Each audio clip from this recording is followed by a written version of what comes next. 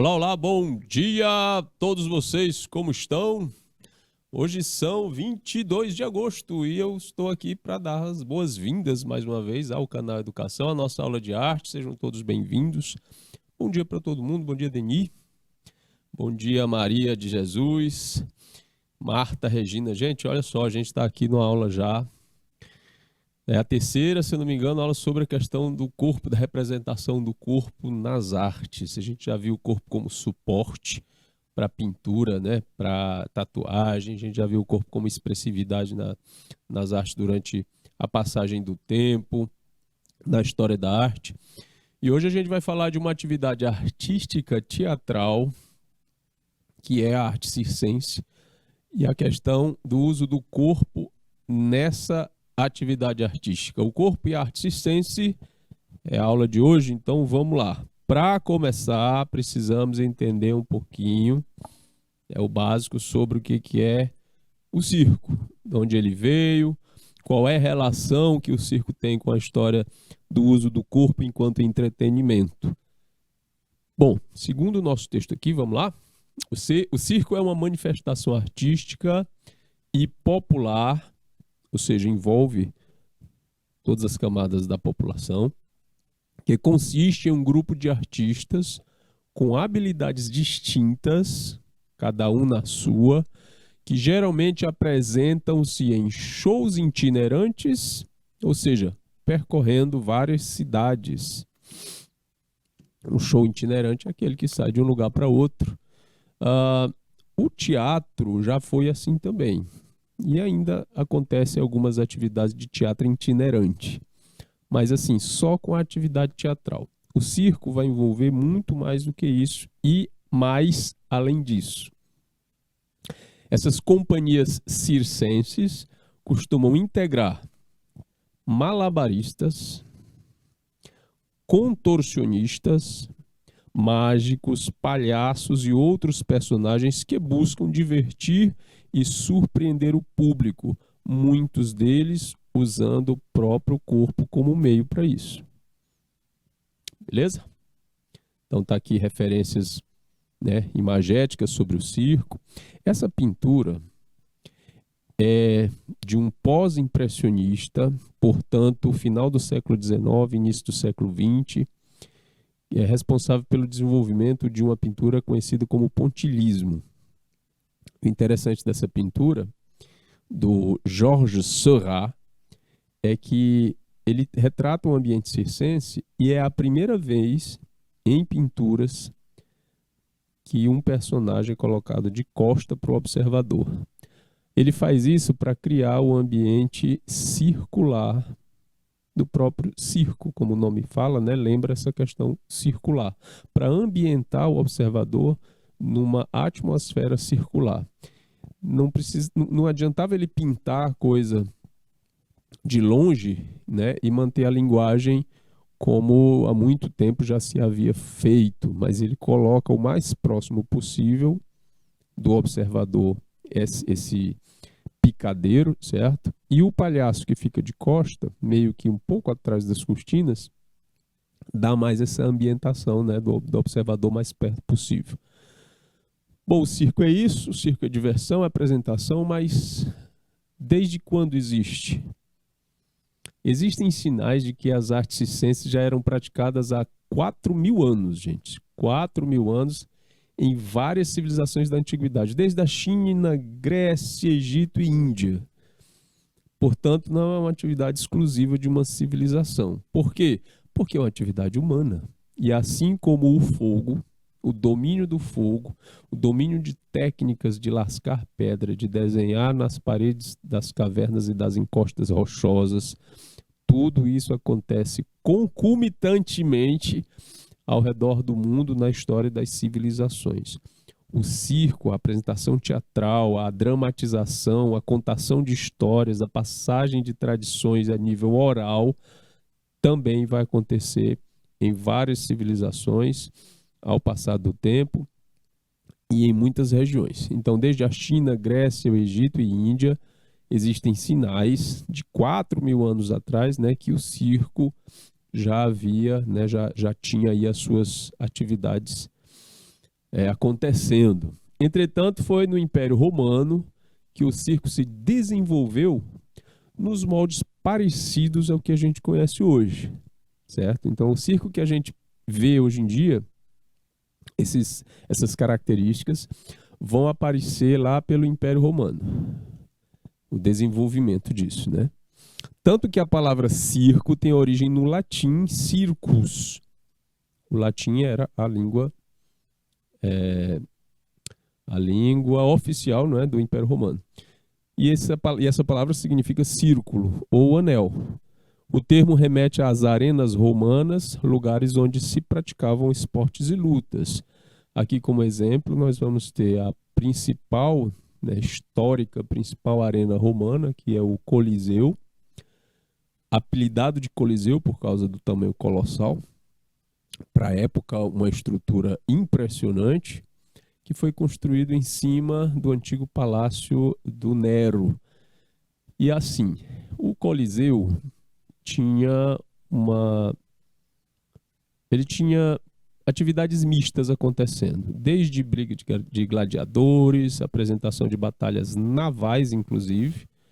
Foi feita uma estrutura que permitia que a arena fosse alagada e que se interpretasse batalhas navais lá no meio. Só que isso foi ficando caro demais e aí foi onerando muito, né, o erário público romano. Aí eles desistiram dessa questão das batalhas navais e eles refizeram a parte central. Tanto que a gente vê aqui, ó, que tem uns labirintos aqui dentro, né, uns depósitos, umas entradas, algumas jaulas por baixo da arena. Isso aqui era para poder as coisas acontecerem ali por baixo, a organização dos gladiadores, a divisão ali, né, dos animais que iam subir para a arena, e eles subiam através de elevadores, né, mecânicos que iam, através de roldanas, iam sendo colocados lá na arena por alçapões. Então, além de tudo isso, acontecia atividades também mais amenas do que gladiadores se debatendo, né, e cristãos sendo perseguidos por animais. Bom, aqui na outra foto, a gente tem uma noção mais, né, popular do Coliseu. Ele é mais conhecido por essa foto aí frontal. O primeiro grande circo que se tem conhecimento foi o Circo Maximus, construído por volta do século IV a.C., durante a Roma Antiga. A estrutura tinha capacidade para 150 mil pessoas e exibia corridas de carruagem, lutas de gladiadores, apresentações com animais ferozes e com pessoas com talentos incomuns. Depois de um incêndio que o destruiu, o Circo Maximus foi substituído em 40 a.C. por este que eu já falei, né, o Coliseu. Essa nova arena também mostrava as mesmas apresentações, mas para um público menor. O interessante do Coliseu é que ele foi estruturado de forma em que, em apenas 15 minutos, todas as pessoas eram acomodadas nos seus lugares, mesmo com a obediência da divisão social, né? Na parte de baixo tinha um lugar específico para o imperador, né, e os senadores e tal, a nobreza. Logo acima ficavam as pessoas, né, os ricos, as pessoas de posse, né? Na última parte, na parte mais de cima, ficavam os pobres, os escravos e as mulheres, que eram consideradas, né, casta inferior. E assim ficou sendo. O nome do Coliseu, nome oficial, é Anfiteatro de Flávio, mas ele é apelidado de Coliseu, como eu já falei, por causa da monumentalidade. Então a gente pode dizer que ali foram, né, as ideias dos primeiros circos. O primeiro grande processo aconteceu lá, mas apesar de todo esse processo, foi apenas no século XVIII. Isso, século XVIII, um dia desse. A gente está no 21, está bem pertinho, né, o 18. Lá na Inglaterra, os circos ganharam características modernas. Aí tinha picadeiro, né, apresentando os tipos de arte circense que conhecemos hoje. principalmente com o uso de animais. Essa coisa de usar animais em apresentações circenses foi muito popular do século XVIII até o século passado, século XX. E da metade do século XX para o início do século XXI se tornou muito comum o debate, né, sobre o uso de animais em circo. Porque para os animais, antigamente, né, no tempo do Coliseu, os animais eles eram perseguidos, era caça ao vivo. O pessoal matava, né, os animais ao vivo ali como se fosse uma caça para o deleite da população. Teve uma festa no Coliseu que durou aí umas 2 semanas em que mais de 5.000 animais foram abatidos. E esses animais eram trazidos de todos os lados do Império Romano. 5.000 animais em 2 semanas. Então, essa coisa de matar os animais ao vivo foi ficando meio, né, mal vista. E aí esses animais passaram a ser treinados para fazer coisas incomuns, né? Cavalos, cães, feras. Mesmo assim, no início do século XX, na metade do século XX para cá, início do XXI, até isso começou a ser questionado, certo? E debatido. Tanto que hoje, animal em circo já é uma coisa que está em extinção absoluta. O uso desses animais também passou a ser vinculado a atividades e apresentações de pessoas fazendo coisas incomuns, como equilibrar-se em cima de uma bola, por exemplo. Atividades que já eram, tipo show de rua na Idade Média, foi se concentrando profissionalmente nos circos. E as chamadas aberrações, coisas que hoje em dia a gente tem um olhar mais humano sobre, né, coisas que acontecem com seres humanos, como qualidades e características físicas, como pessoas consideradas gigantes, nanismo, né?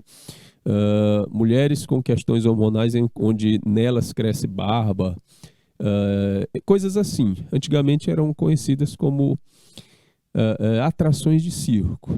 Bom, um marco para a história do circo foi o Anfiteatro Real das Artes, criado pelo cavaleiro inglês Philip Astley em 1768, portanto no século XVIII. Nesse anfiteatro, gente, haviam shows com cavalos e entre uma apresentação e outra havia exibições de malabarismo e palhaçaria. Ou seja, os palhaços estavam ali para entreter o público com humor. Mas geralmente esse humor tinha um fundo assim, né, era sorrir da desgraça do outro.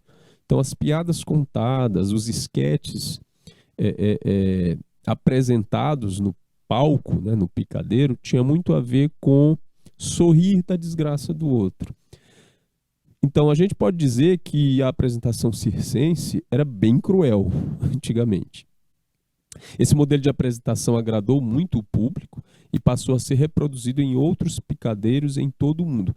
Aí é nesse momento, através do Anfiteatro Real das Artes na Inglaterra, que o circo se padroniza, que ele passa a ser, cria-se um padrão, ele passa a ser copiado, né, esse padrão, em todos os lugares do mundo. É claro que os ingleses, né, vão, por conta do Império Britânico espalhado pelo mundo, eles vão lançar isso como forma de entretenimento lucrativo também.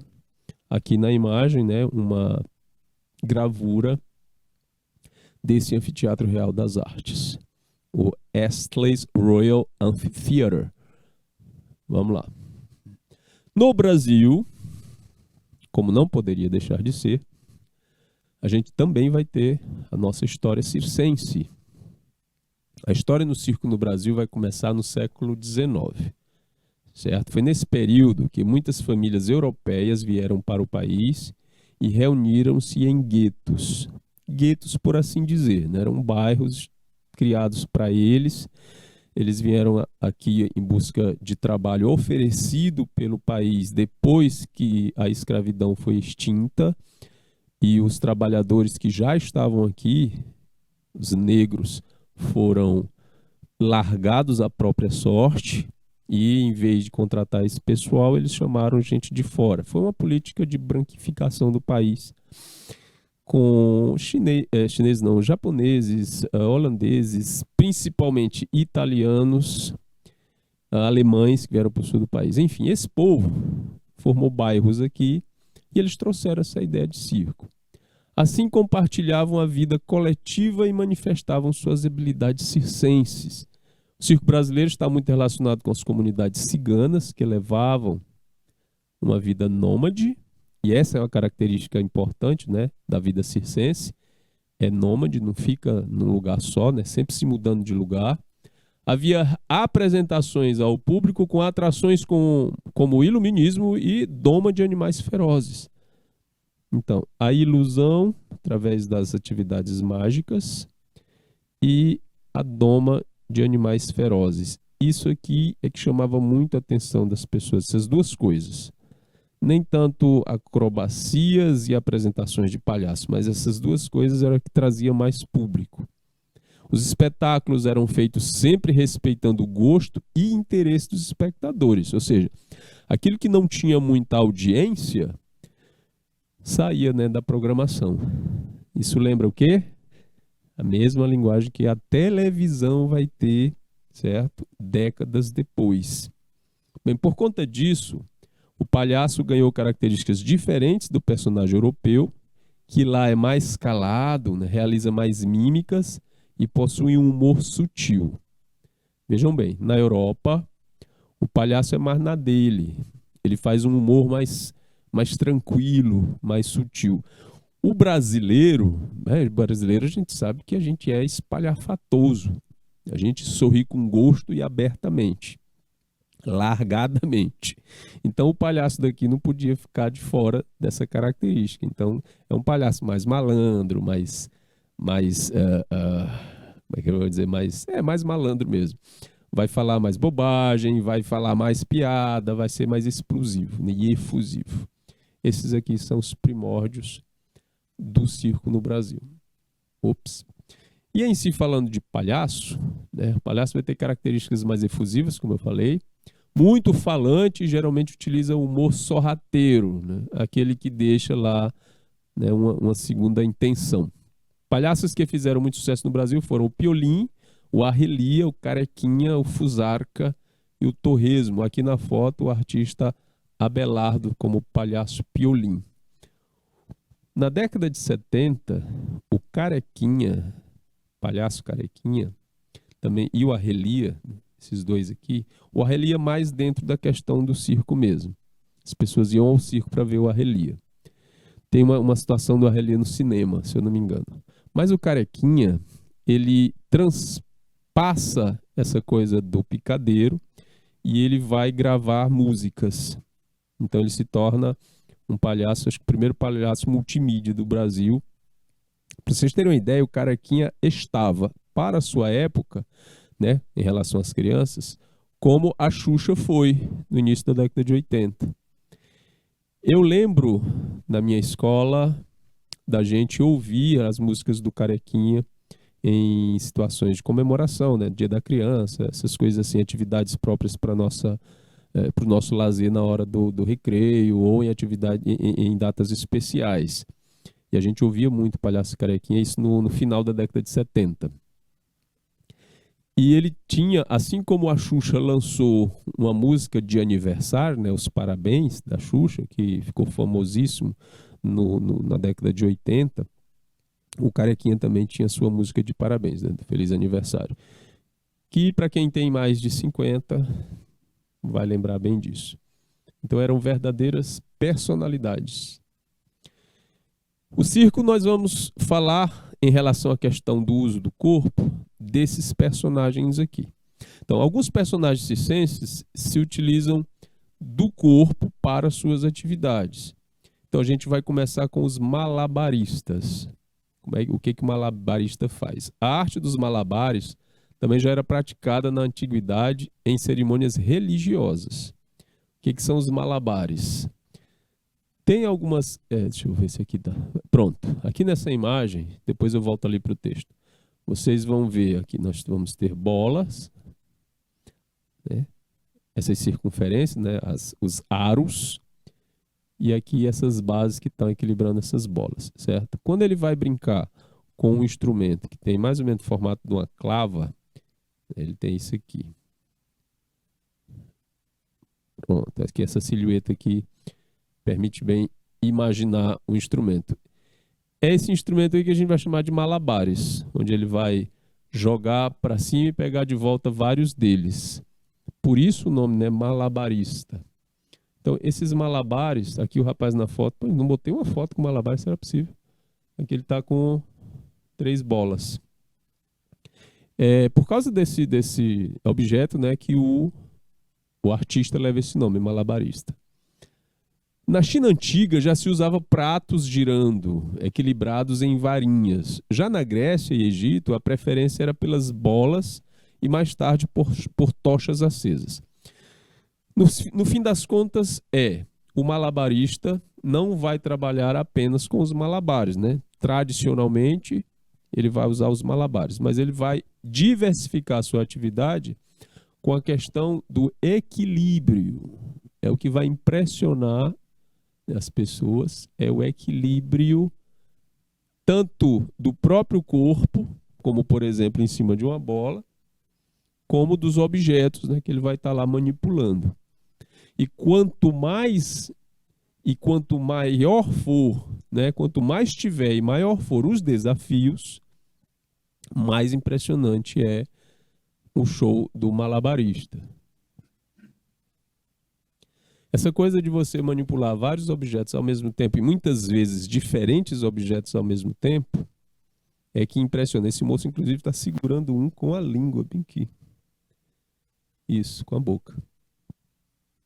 Então, essa característica de fazer milhares de coisas ao mesmo tempo, é que se equilibrando, a gente traz essa expressão para a nossa vida cotidiana, e a gente diz o quê? Que a gente leva a vida da gente desse jeito, né? Que nem um malabarista, equilibrando, principalmente as contas, equilibrando tudo, todos os nossos afazeres ao mesmo tempo. O malabarista vai influenciar, né, o impulsionamento do circo, né, em suas atividades, tanto que é um tipo de atividade que está até hoje, característica até hoje, né, do circo. E ele vai ganhando espaço. E quanto mais audiência tem, mais os animais vão ficando de lado nos shows circenses, o que é uma coisa boa. Outros são os trapezistas.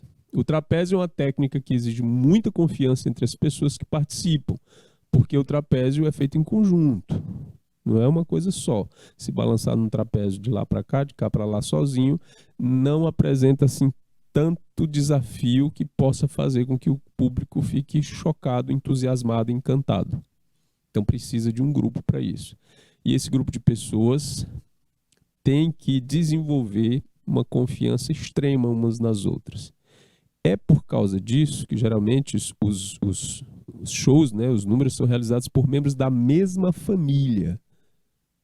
É claro, é mais fácil você garantir que vai ser segurado pelo seu pai, pelo seu irmão, pela sua mãe, do que por um amigo próximo, por um vizinho, tá? Porque é a mesma família. Você está aqui em cima do trapézio e vai receber o seu irmão que vem de outro trapézio, você precisa garantir que seu irmão sobreviva e não caia. Então é meio isso. Então, os números de trapezistas, tradicionalmente, são os membros da mesma família e são apresentados assim, né? A família tal que vai se apresentar agora no trapézio. É claro que acidentes acontecem, né? Mas assim, os saltos são feitos a pelo menos 10 metros de altura. Você tem noção do que é 10 metros de altura? Deixa eu ver, um poste que tem na rua, desses postes comuns de iluminação, eles em média têm 7 a 8 metros. Então já deu para ter uma ideia aí mais ou menos do que é 10 metros de altura, né? É mais que aquilo.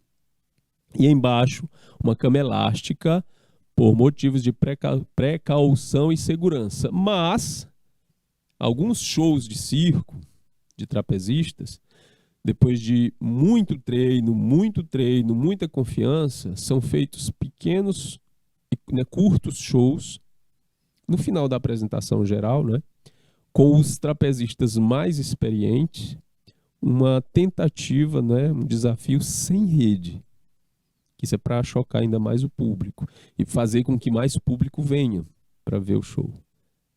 Aconteceram já alguns acidentes, né, na história, né, dos trapezistas, mas aqui e ali ainda se faz esse tipo de tentativa. Hoje em dia, a gente vai falar de um circo especialíssimo no final da aula, do meio para o fim, e esse circo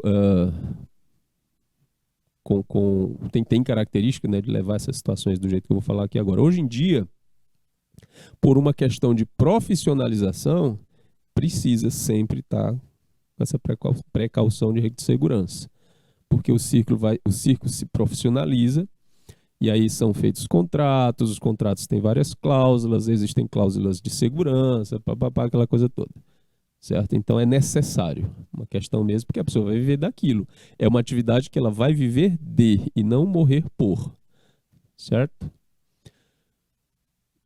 Os contorcionistas são um show à parte.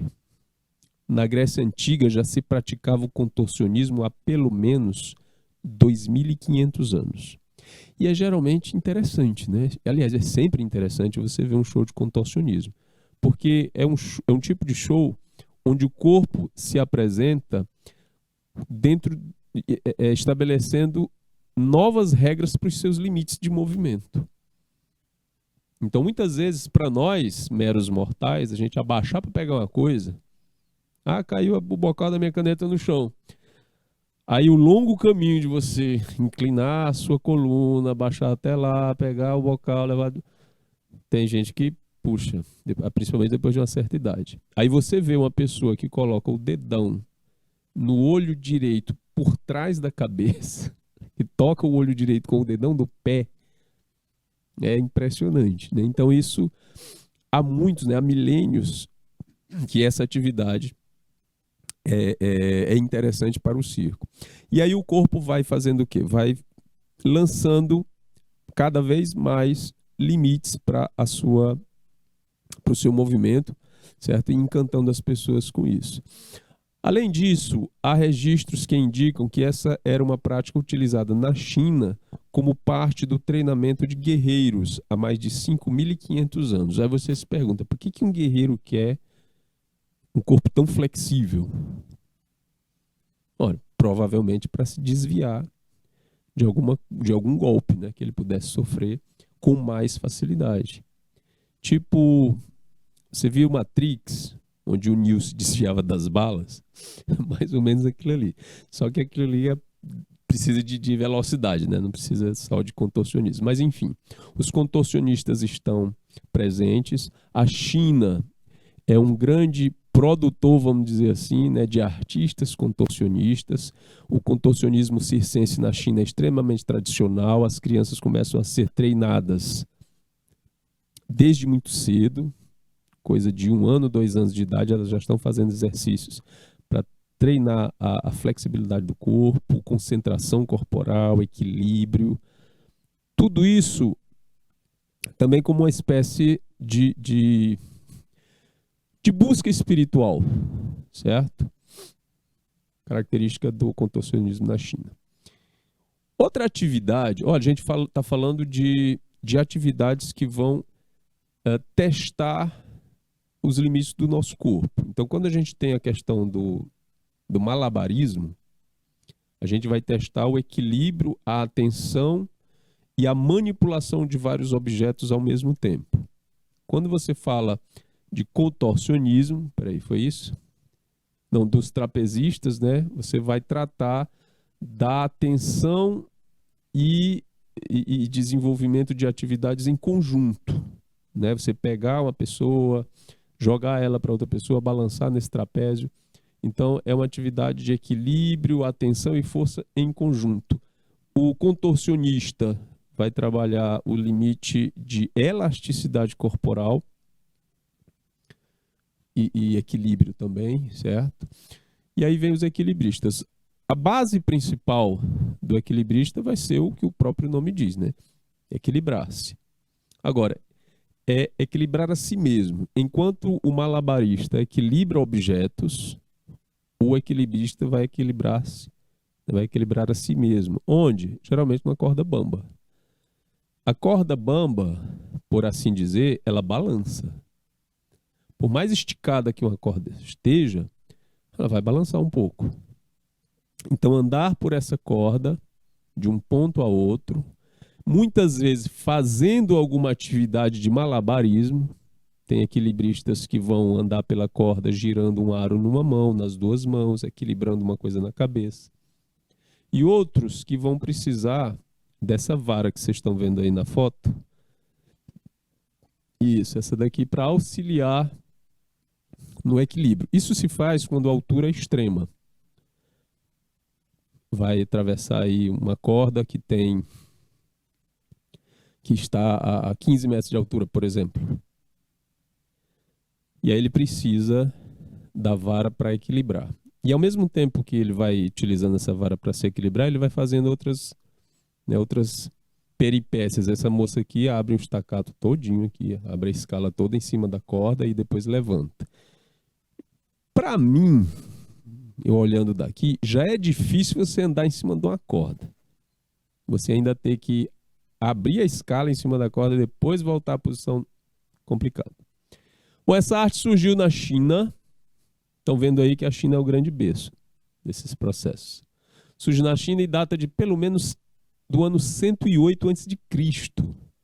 Durante uma celebração no Palácio do Imperador, alguns artistas se apresentaram com números de acrobacias e corda bamba. O público ficou muito surpreso, né, o que fez com que essas exibições fossem realizadas com frequência.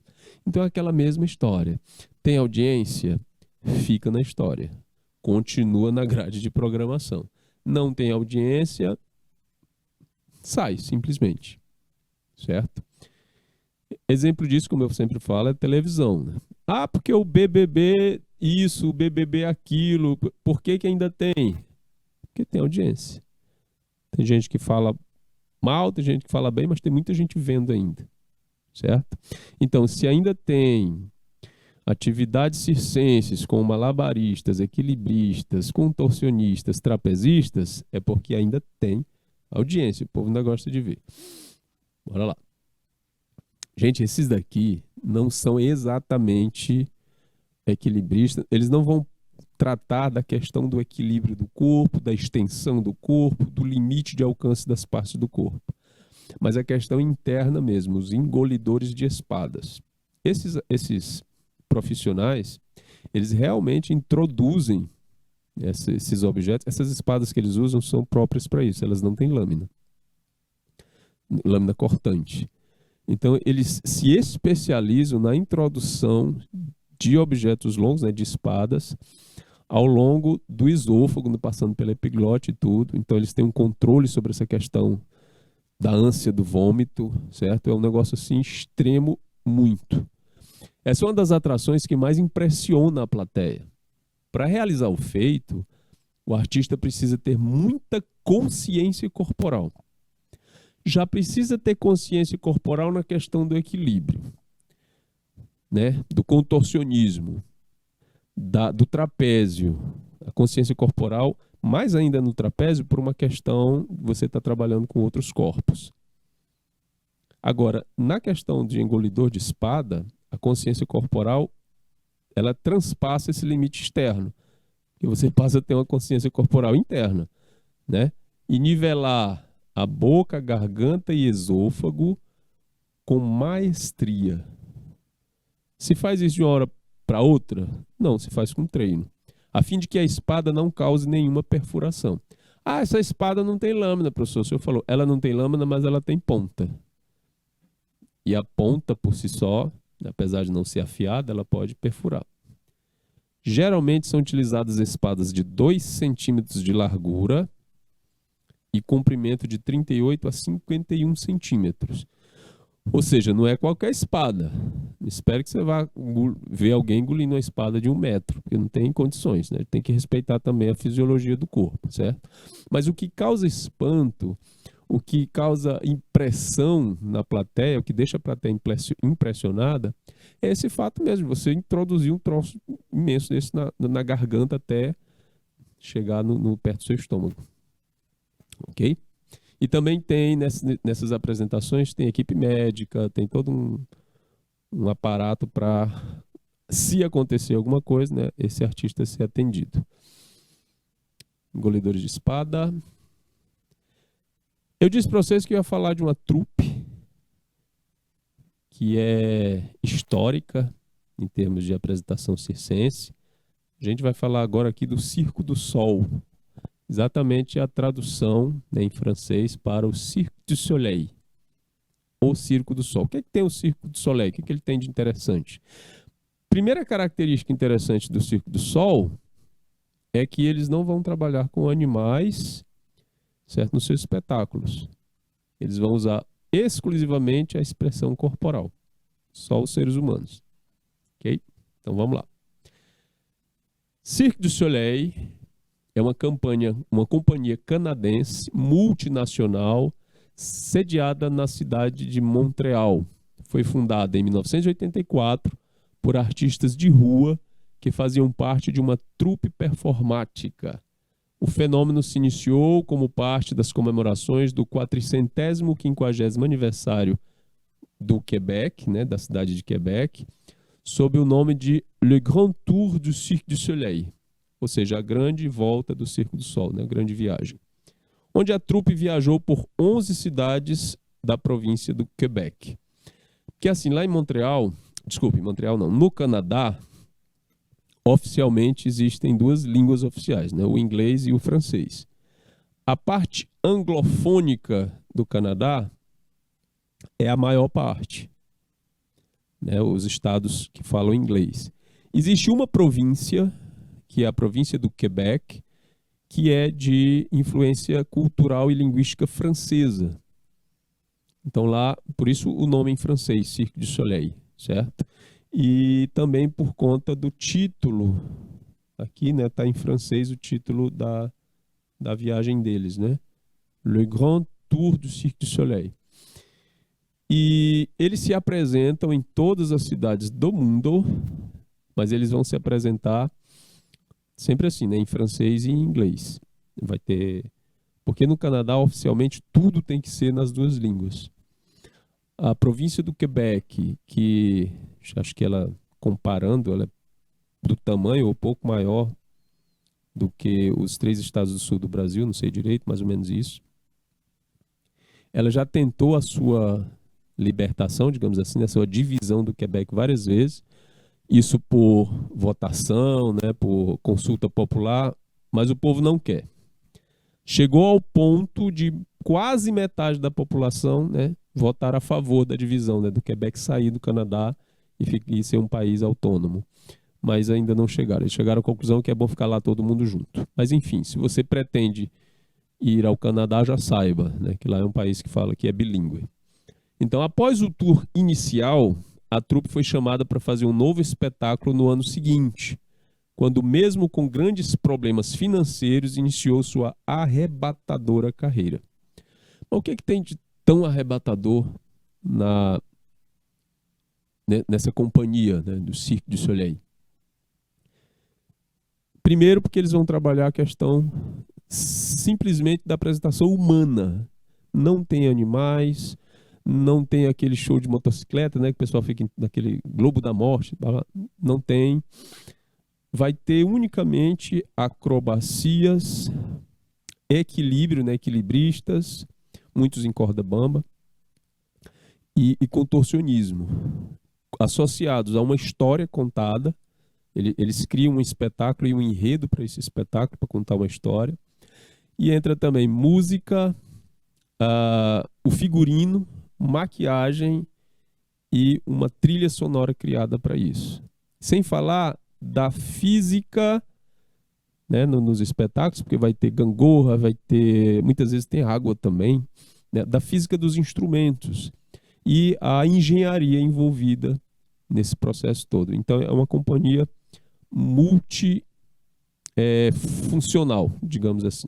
Atualmente a companhia é a maior companhia circense do mundo, com espetáculos que viajam o mundo inteiro, notórios especialmente pela sua fusão de acrobacias, teatro e música. O circo puxa a ideia de diversas fontes, não apenas de um grupo criativo, como de músicos, atores e artistas circenses de todos os lugares do mundo. Uma característica do Cirque du Soleil é que ele vai pegar gente de todo o mundo. Tem brasileiro lá, só o que tem. Aliás, tem um espetáculo feito só por brasileiros. Mas também, né, de seus empregados e trabalhadores temporários através de um workshop. Isso faz com que as performances sejam sempre originais e de pontos de vista não antes explorados. Então, os shows são sempre originais. E são shows disputadíssimos. Uma vez que ele veio aqui para o Brasil, eu fiquei, infelizmente, estava num tempo meio ruim, fiquei só na vontade. Há muito por trás do sucesso dessa organização, né? A ausência de animais, como eu já falei aqui para vocês, nas apresentações, não só deixam o circo mais humano, como também conta em grande parte os gastos, corta, né, em grande parte os gastos que a organização poderia ter. Porque, ora, você ter um circo onde tem seres humanos e animais, você vai ter gastos diferenciados com esses seres humanos e com esses animais. É claro que os animais não vão reclamar por salário, direito trabalhista, essas coisas todas. Mas tem toda uma questão, certo, de consciência ambiental e de natureza por trás disso, né? O maltrato dos animais. Porque assim, gente, não adianta você ficar impressionado com um elefante que levanta a patona e bota em cima de uma bola e dá a volta. Você achar que ele está fazendo aquilo de bom grado. O elefante precisa ser treinado para aquilo. E geralmente os treinos, historicamente, envolvem agressão a esses animais.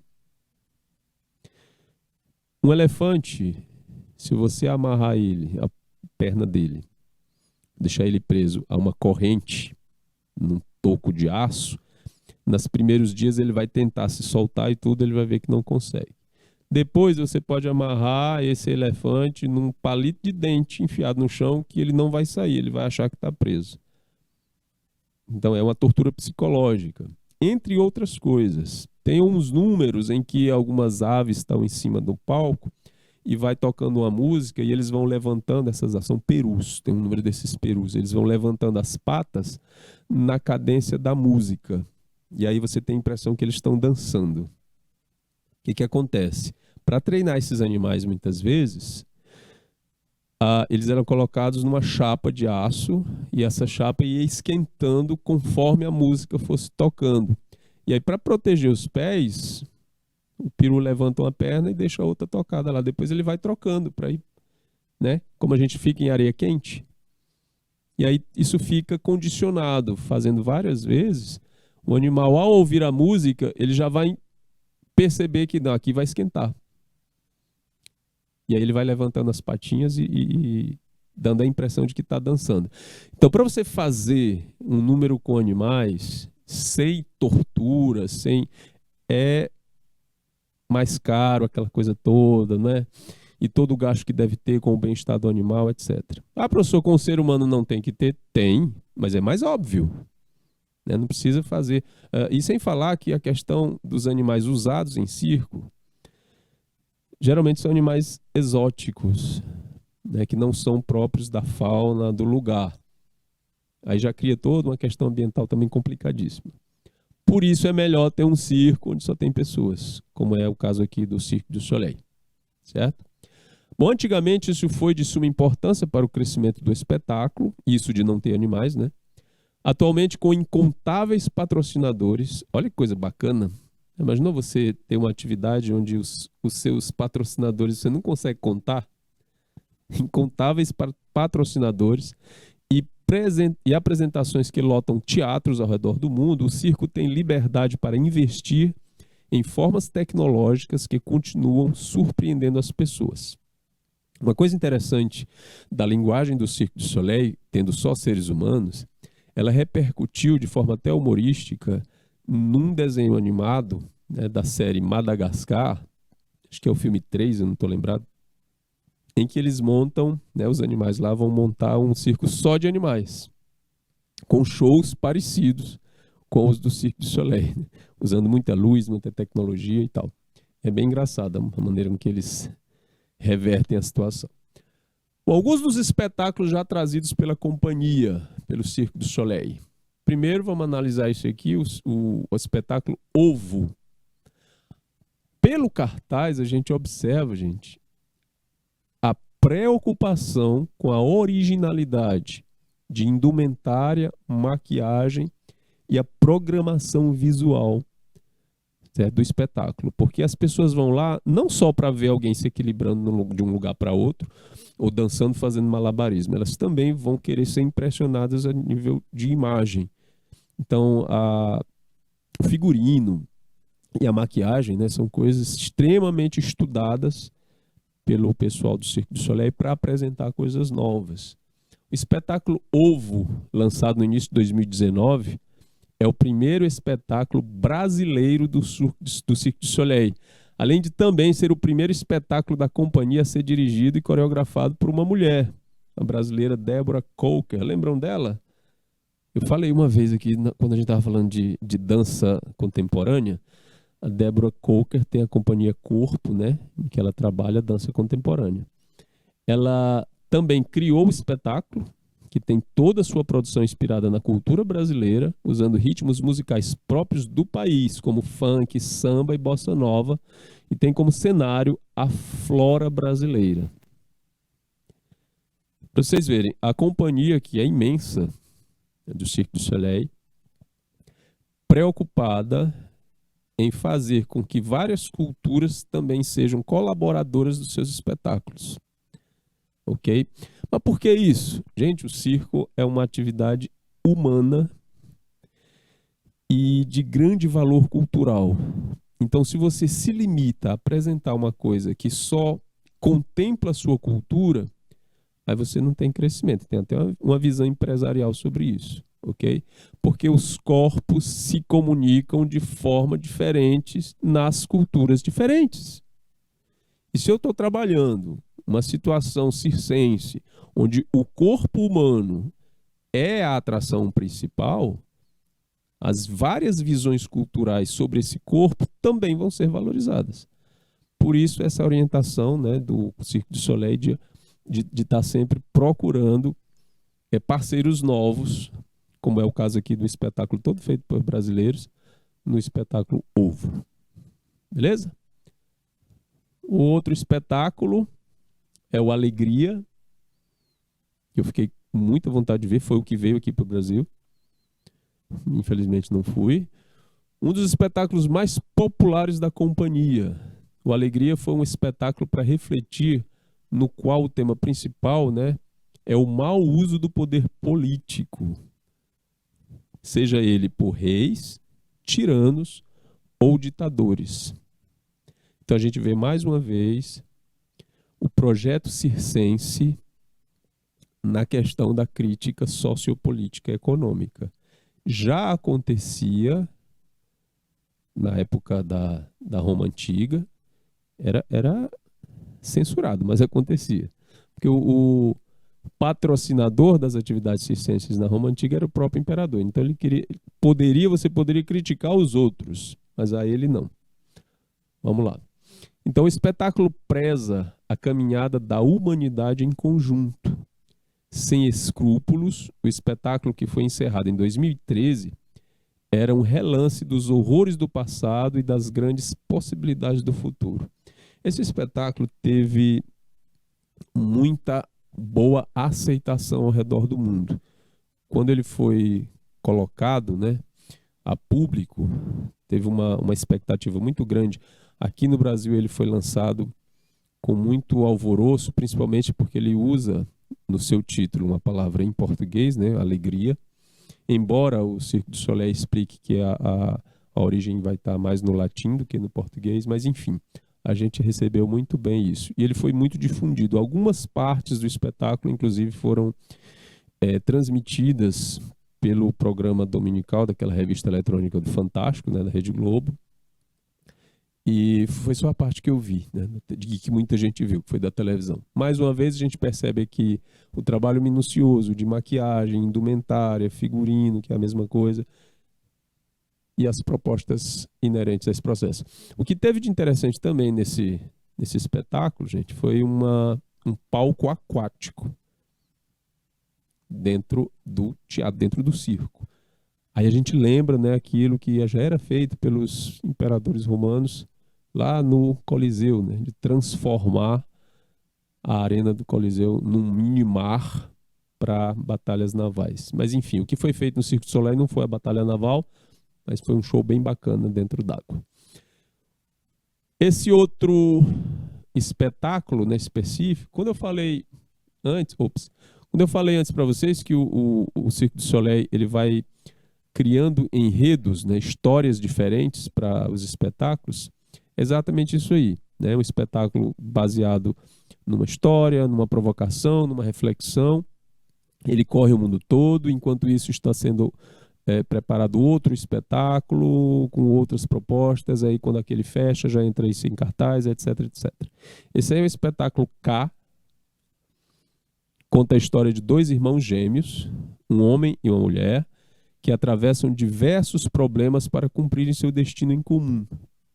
É um espetáculo que desafia a gravidade em um palco móvel. O palco todo se mexe e além do palco se mexendo, ainda tem essas peças aqui também que vão circulando e se mexendo durante todo o espetáculo. Então, é basicamente um espetáculo de acrobacia, equilíbrio e contorcionismo. O espetáculo toca em temas que normalmente são mais delicados, como guerras e lutas. E, mais uma vez, a questão da preocupação sobre conscientização de quisilas internacionais, certo? Briguinhas, guerras, essas coisas. E trazendo essa reflexão de que a humanidade precisa disso. A gente precisa estar em guerra o tempo todo. Se tá, alguém pode dizer, se tá é porque precisa. Não, mas se tá é porque alguém está ganhando com isso. Certo? Então, deixando de lado um pouquinho o Cirque du Soleil e batendo palmas a ele, a gente vai trazer aqui uma banda brasileira que tem mais ou menos essa mesma pegada de utilizar não só a música, mas também o corpo como referência para os seus espetáculos, onde eles fazem também acrobacias, né, música misturada com teatro, com acrobacia, com show circense, chamado Teatro Mágico. Tá aí uma foto de publicidade deles, né, esse grupo paulista. É um projeto, não é só um grupo, na verdade o Teatro Mágico é um projeto que reúne elementos do circo, do teatro, da poesia, da música, da literatura e do cancioneiro popular, tornando possível a junção de diferentes segmentos artísticos num mesmo espetáculo. Então a gente vai ter essa junção de tudo isso, né? De música, que são os diferentes segmentos artísticos, de literatura, cancioneiro popular, teatro, poesia e elementos do circo, como os acrobatas, os equilibristas, os contorcionistas, tudo isso num mesmo enredo, tudo isso orientado e orquestrado numa mesma linha, certo? Então o show é repleto de surpresas e emoções. Quem não viu ainda, procure. Aqui nessa plataforma tem, no YouTube tem. Desde a viva boneca de pano, fazendo graça com o público na recepção, até a entrada da trupe em cena. Bom, é uma banda, mas vocês veem aqui, pela imagem, a preocupação que eles têm de trazer essa característica circense teatral, muito parecida com a proposta visual lá do Cirque du Soleil. Lógico que aqui com um orçamento bem diferente, né? Bem diminuto. Aqui eles no palco, vocês percebem que enquanto ele está cantando, tem um show acontecendo lá atrás, né? Um show de equilíbrio em tecidos. A proposta do teatro mágico é possibilitar a descoberta de cada um em si mesmo e no outro. De cada um em si mesmo e no outro. A intenção é unificar palco e plateia, artista e público. Tudo em uma coisa só. Onde é que a gente já viu isso? Lá nos nossos estudos sobre teatro, lá no início do ano, onde eu falei do Bertolt Brecht, da coisa da quebra da quarta parede, onde você interage com o público. Então aqui é quebra absoluta da quarta parede, né? E interação direta com o público. Então a intenção deles é fazer tudo uma coisa só. Um espetáculo conjunto. Ok? Bom, conta, o autor do projeto fala isso, né? Falando nele, vamos às apresentações. São Fernando Antielli, de 30 anos, poeta, ouvidor, desenhista, músico e malabarista, comediante, o que foi, isso é como Fernando Antielli se denomina. Poeta, ouvidor, desenhista, músico, malabarista, comediante, o que for. Ele é o responsável pela criação desse universo lúdico, né, de brincadeira, teatral, de estrutura teatral, e circense, recheado de musicalidade e imaginação. Então deve ser um espetáculo muito rico, mesmo porque se eles estão trabalhando com base no nosso lúdico folclórico, aí a riqueza já está garantida, né? Porque o Brasil, de ponta a ponta, o que não falta são histórias, são folclores, são referências culturais populares para ser trabalhadas aí nesse espetáculo do Teatro Mágico. Sem falar da música brasileira, que por si só já é um show à parte. Então, gente, aqui termina, né, a nossa análise sobre o corpo na atividade circense. Espero que vocês tenham gostado. Na próxima aula a gente dá continuidade a essa proposta de corpo na arte. Se eu não me engano, a gente vai falar de desenvolvimento da moda, certo? E do corpo e as maneiras de se vestir. Muito obrigado, uma ótima semana para todo mundo, um grande abraço e até a próxima. Tchau!